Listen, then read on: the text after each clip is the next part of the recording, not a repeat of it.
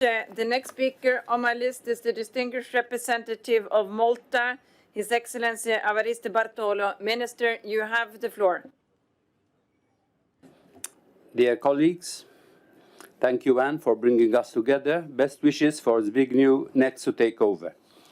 There are dark clouds looming over the OSCE, but we certainly cannot blame the OSCE for the stormy weather it is operating in. We cannot blame the barometer for the stormy weather. Political leadership is needed to calm the stormy weather and create the conditions for security cooperation. We need to move forward imbued with the spirit of Helsinki that served Europe well in the middle of the Cold War and proved to be a turning point in the easing of tensions between the West and the East. We need again detente in Europe and in the Mediterranean. Malta attaches a lot of importance to the Mediterranean dimension. European security is inextricably linked with that of the Mediterranean. This partnership must go beyond mere lip service and become more meaningful, focusing on real, concrete cooperation that will benefit on all sides.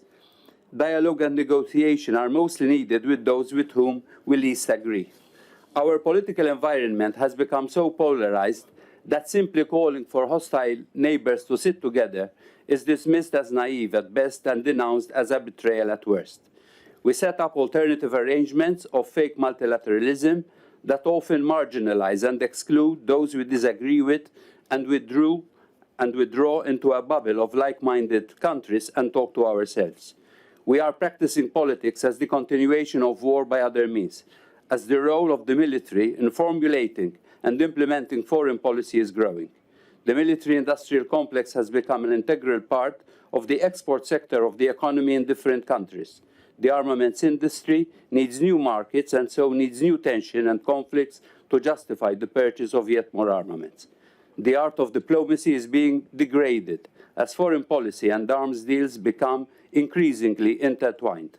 No wonder that we have an arms control crisis. Like war, diplomacy is being practiced as trying to cause maximum damage to the enemy and as a zero-sum game. We are always right and they are always wrong.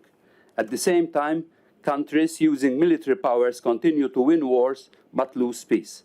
Military expenditure continues to grow, even during the time of COVID.